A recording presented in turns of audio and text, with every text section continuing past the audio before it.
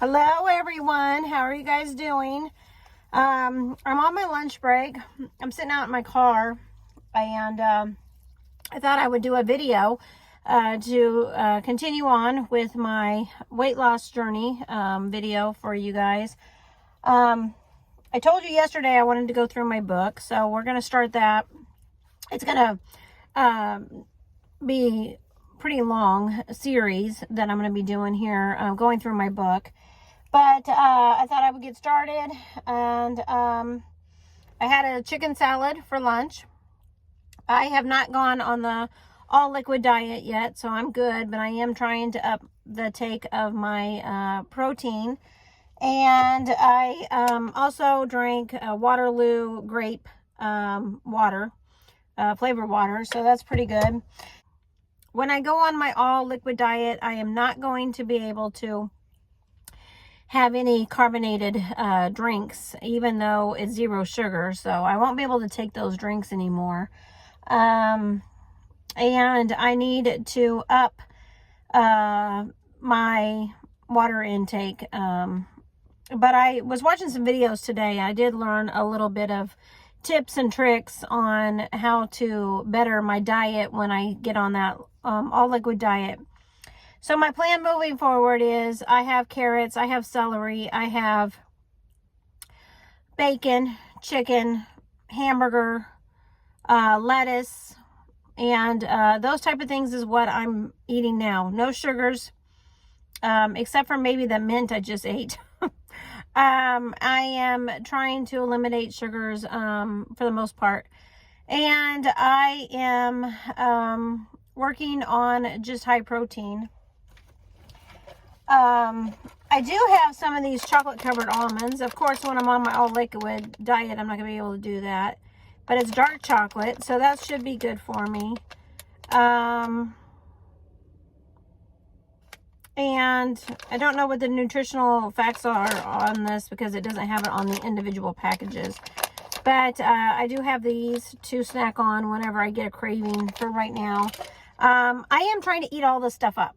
So whatever I do have right now, I am trying to eat it up so I can go ahead and start the all liquid diet.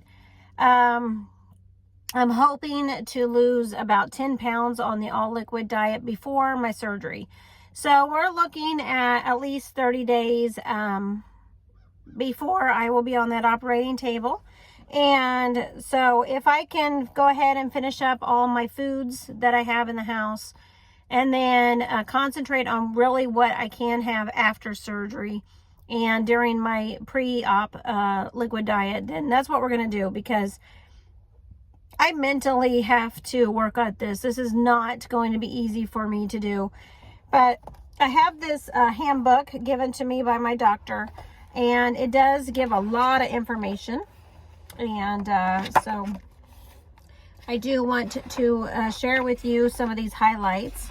I do like that it talks about the surgical procedure. On the very first page, it tells you what they're going to do to your stomach, and they give you the different options. I have chosen the vertical sleeve, and so this is pretty much what they're going to do to my stomach. They are going to take the stomach, which is about the size of your fist. I saw a really good video this morning by Dr. Oz, who laid out the stomach and showed a girl who actually lost way too much weight on surgery, and I really hope that this doesn't happen to me. It was the vertical sleeve, but she went from like 300 and something pounds down to 85. You guys, way too thin. But they didn't do the procedure correctly, and she almost died. So it is a side effect that could happen. But your stomach is normally a size of a fist folded. And then when they end up doing the surgery, they will be cutting out 80% of my stomach. And what I will have left is a banana-sized thumb. So that's what they're telling me. All of my intestines and everything should be still connected and running just as good as new, with the procedures. So I'm very happy that they're giving all this information up front. So I just want to say that they're very informative. And so there's different surgeries, but that's what they're going to do to me. It says the vertical sleeve gastrectomy is a procedure also known as gastric sleeve, is the most common weight loss surgery procedure. The reason for this procedure popularity, in fact, is that the digestive system stays largely intact, and it's a high success rate. Like gastric bypass, gastric sleeve patients lose an average of 50 to 70% of their excess body weight, and most of them will keep it off long term. During the gastric sleeve procedure, the surgeon staples and removes the outer 3/4 of the stomach, leaving a smaller banana-shaped sleeve-shaped stomach. This technique shrinks the capability and capacity of the stomach. Other conditions to consider. Patients who experience the following conditions are encouraged to speak to their primary care physician and bariatric care team as they consider the weight loss surgical options. Acid reflux, hiatal hernia, Barrett's esophagus, diabetes, tobacco smoker or former smoker, including vaping, and cannabis marijuana users. So I am not any of those as of yet, so that's why I'm having the surgery. So I'm not a smoker, I'm not a drinker, I don't have any of that. So with the sleeve, it says 60 to 90 minutes. Lower 2/3 of the stomach is removed, leaving a smaller banana-shaped stomach. Patients may have an increased risk of gastroesophageal reflux disease. The stomach can leak narrow to further restrict its size and cause hernias. So that is my complication, and that's the biggest risk I face. I will be spending 1 day in the hospital, 2 to 3 weeks recovery, recommended time off work at least 2 to 4 weeks. Average weekly rate, I should be losing 2 to 3 pounds a week. Average excess weight loss would be 50 to 70%. So I hope I don't lose weight too fast, because when I was in high school, you guys, I was thin. So we really don't want to go that route. They do give me the pre-op clearance appointments. I never filled any of that out, but I'm there. I have been cleared for surgery. And waiting on insurance approval now. So we are getting through this book, and I'm halfway through it. I've been kind of writing down my notes here, but I also have a whole bunch of weigh-ins that I've been doing on my phone. And I lost another pound yesterday, but when I weighed myself this morning, it seemed like it had gone back up. So, you know, I really don't know. The next page has all your measurements of what your waist, your hips, your arm, and your chest are before surgery. So I've already done that, and then they'll do it again at my next doctor's appointment, and we'll see how much I actually lose once I go into surgery. I am to take this book with me to my next appointment. So what I've needed to purchase before all of my pre-op is a scale, so I can definitely do my classes and weigh in for my classes, which I've done. A portion plate. I did get a portion plate from my brother, but I have not used it at all. I am trying to just eat what I can, eliminating my starches and sugars for right now. I know I probably will be using that portion plate more after surgery, especially when I go back on solid foods again. I need to be able to meal prep according to that plate and the little tiny portion sizes that I'll be able to eat. I've had my lab work. I've had an EKG. I wrote down some of the things that I had at home that I could use for measuring my foods, a brand new water jug to drink, and I have one that I got for Christmas from my son that I use at work, and I keep it at work at all times. There's an abdominal binder I could still get, but I don't have any money to get it, and I've heard that some doctors will give you one when you leave the hospital, so I haven't done that. I did buy a large body pillow. I did buy or have a fuzzy blanket, a robe, slippers. I got myself that for Christmas in preparation of my weight loss surgery. I probably need to get some collagen lotion. I haven't done that yet because I just don't have any money. Freezer containers to do meal prep. I haven't done any meal prep because I don't have any money, and I'm really trying to just go on my liquid diet on my own without the doctor telling me to do so. But I'm not there yet. I have stocked up on shakes and waters. But like I said, like these drinks here, I'm not gonna be able to have because they're carbonated. So anything that's carbonated, I need to drink up now, because when I go on my all liquid diet, there is no caffeine, no carbohydrates and with sugars, and no carbonation. So those are the 3 C's that I'm gonna have to follow when I go on my all liquid diet. I need to start taking my iron pills and my calcium chews once again. I was taking them. They were making little red dots on my feet for some reason. And I need to start taking those again. I probably will start that on Monday, just in preparation for surgery. And then they will have me stop it right before surgery again. And that is just to build up your iron and all that. So I am eating more salads and stuff that has iron in it. So I'm hoping that that's good enough. And then they'll look at me, and maybe if they prick my finger or something, they'll be able to see that my iron has gone back up.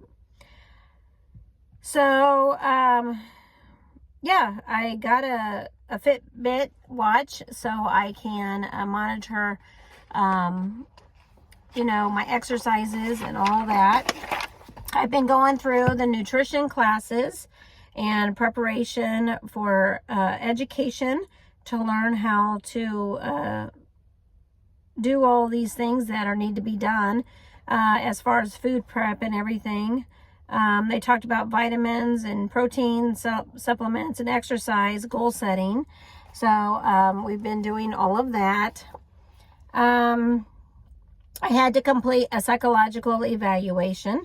And they had to go over my stress levels and what I'm going through right now.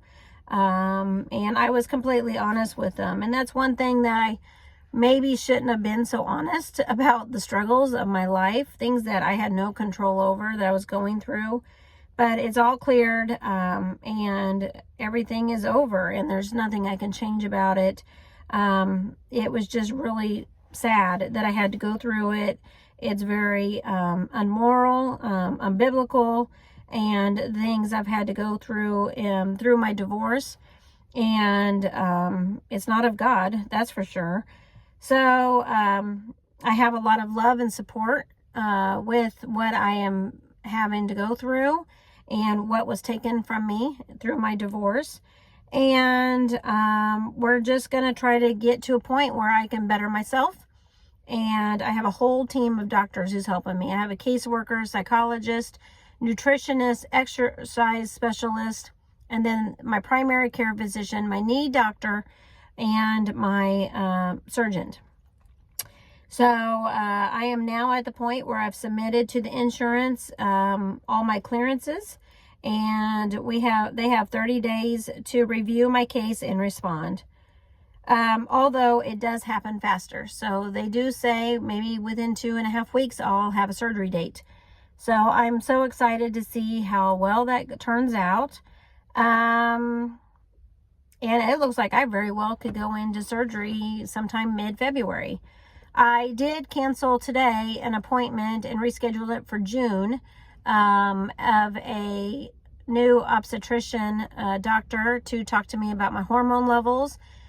She wanted to meet with me after my surgery because she wants to see how the surgery affects my hormones and how my body reacts to the surgery. What will really happen is my body will go into shock. So I will lose my hair. I could be depressed. I could have high anxiety. I could have stress. I may not be able to eat. I may not be able to swallow. Things could go wrong, very, very wrong with the surgery. And so I have this whole case team that is working with me financially, being off work. They did say I get to fill out FMLA paperwork, so that will be good and helpful in case something goes wrong. And then they set me up on nutrition goals. And like I said, right now, what I can do is do the greens and vegetables. And so they have goals, and I did write down, I don't know if you guys can see that in my car, but I wrote down on meal prep. I've been watching a lot of YouTube videos. When it says things that I can eat or cannot eat, I just started putting great big X's on it. So I could say, I'm not going to even try that, you know. And like popcorn was one of them. And I did not know, you guys, that I can't have popcorn. Although kettle corn, which has sugar in it, is my favorite. I will never be able to eat popcorn for a very long, long time. But I do see the progress I've made, and I'm very, very excited about it. I have exercises on here and some recipes on here that they gave me. And my best resources for meals is YouTube, you guys. I really wanted to get a couple of books for bariatric surgery, especially maybe the lifestyle after surgery. And I did talk to my mom about that the other day, and you know, it might be something we end up getting for me so I can have a hard copy in front of me. But I do like that YouTube has provided a lot of the same information and a lot of experiences from other people who have had the surgery. So I've done stage 1, I have done stage 2, and on stage 2 is the pre-op. So it says 1 to 2 weeks post-op and pre-op information. Like I'm not gonna be able to take a shower for a couple of days and weeks. I am gonna be on my multivitamins. I am going to have to exercise and get up and move and start walking, and then I can increase after 3 to 5 weeks. I'll be able to increase my exercise and food intake. And so my next appointment with the doctor is for sure going to be after surgery. They will double check and make sure everything went according to planning. I was trying to look here for, this is surgery day, but do I need to go back to the doctor for my pre-op? I guess I need to go back. I was thinking they do, and I have to sign consent forms with all the things that could possibly happen to me. And they're in the back of this book, so it does talk about the day before surgery. And I got to go back a little bit, pre-op stage. But like I said, I'm already in the pre-op stage. And there will be a liquid diet that's either a modified diet or a liquid diet that they're going to put me on. So I do think I do need to go into the doctor's office for that checkup right before 2 weeks before surgery and meet with the doctor. Then I will go in and have surgery, and I'm getting kind of excited about it. And then they have this whole book and you know, grocery food list and all these things that I could experience. But here's the grocery food list. I just put X's on everything because it says don't eat this, don't eat that. And the exercise, it tells you what to do as you're recovering and how to increase your exercise. And the protein levels and all that needs to go back up after surgery. So it's like a jump start. It's like a restart. It's like a, let's get her back on track. And this is a lifestyle change.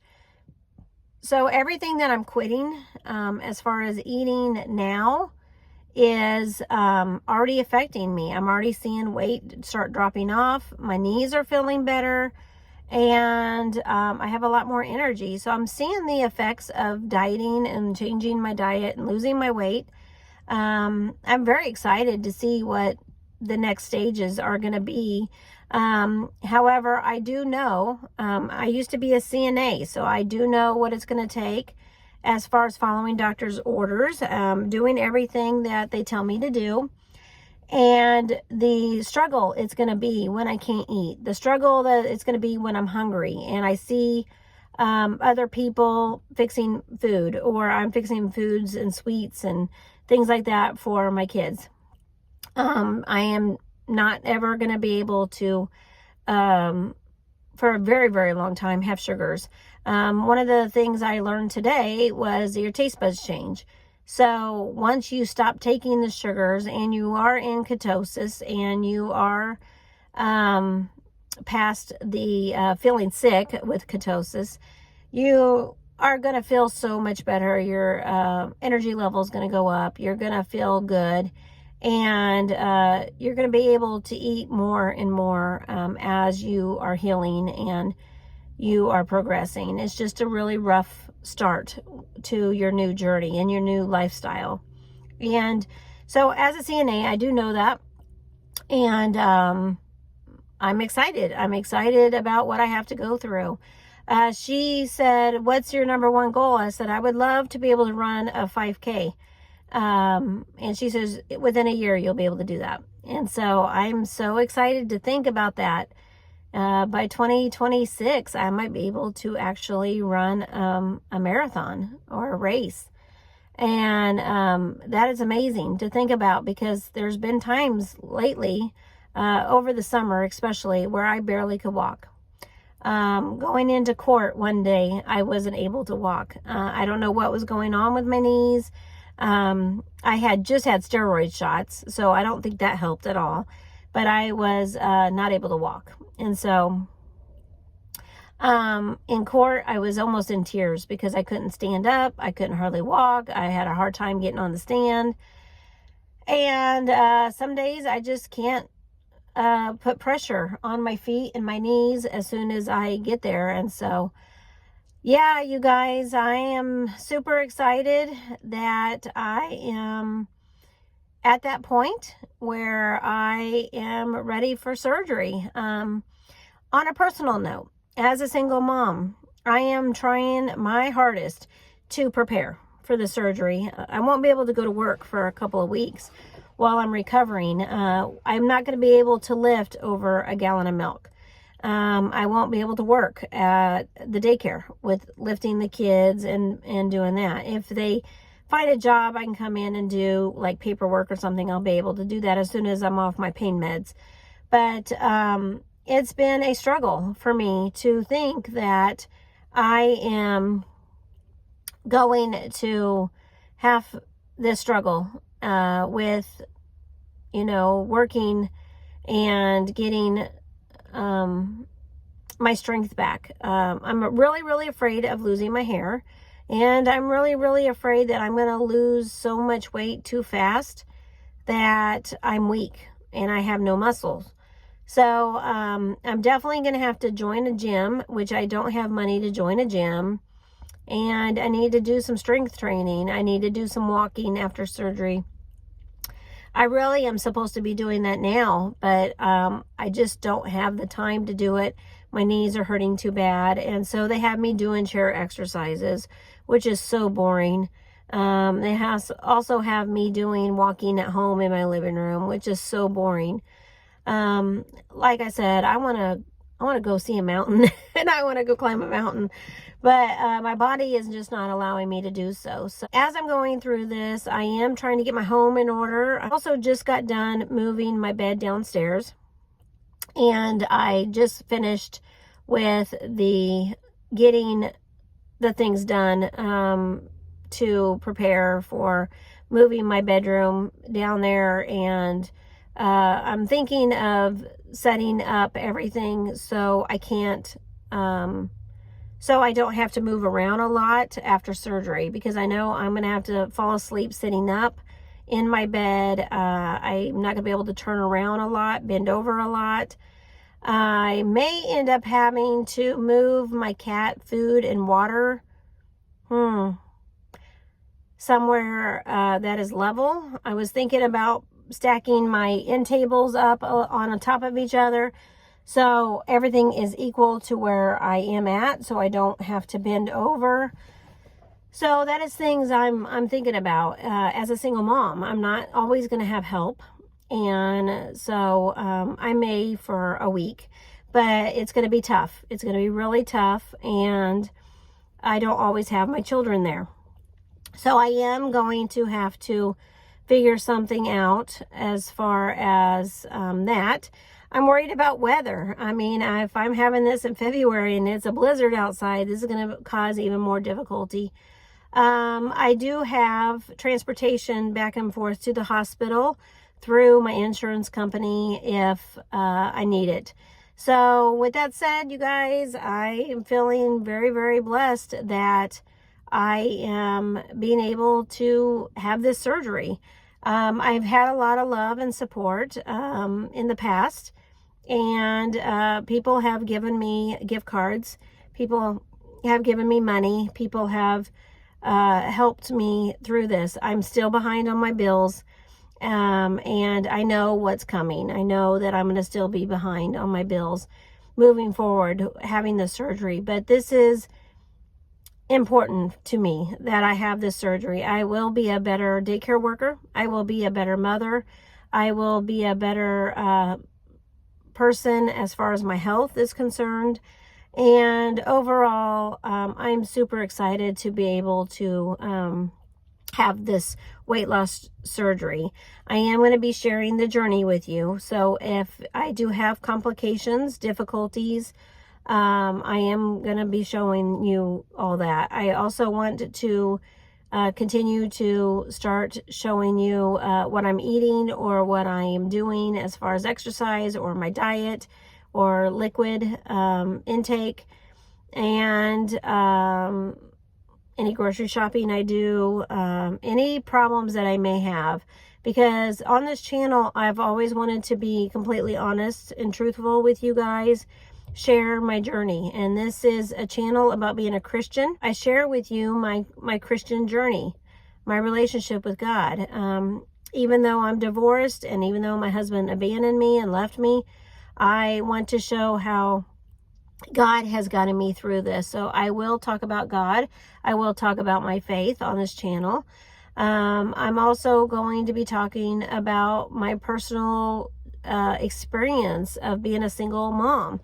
That's what this channel is about also. And so I will share with you my financial struggles. And when they get better, I will praise God for my financial struggles being better. And I will tell you guys, I feel so very blessed. And I will share with you what God does for me and the positive things. So I don't always want to be negative on this channel. And I am super stoked. I'm super stoked to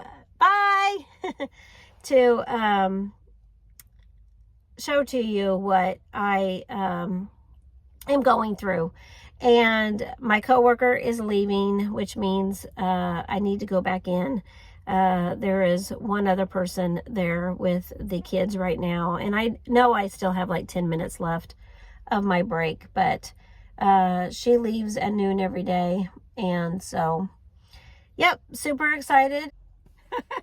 So I just got done talking to my coworker, and she's getting ready to leave. So she stopped to tell me that if I want, I don't have to go back in. I could just leave. The troubles of work. So I am super excited to share this journey with you guys. And whatever happens, happens, you know, and I'm excited to be able to just share this experience, because it's something I've never gone through before. I have had a hysterectomy, so I do know a lot about the surgical part, but Like they say, nurses, doctors, CNAs, anybody who works in the health field are the worst patients. I have a very low tolerance of pain, and I remember what it was like, the struggles I had when I had my hysterectomy. So I do know that this is going to be a long journey for me. I'm not going to lie. But I am excited of the aftermath and how wonderful I'm going to feel. So thank you guys so much for watching. Please like, share, and subscribe. And I will talk to you in my next update. Bye.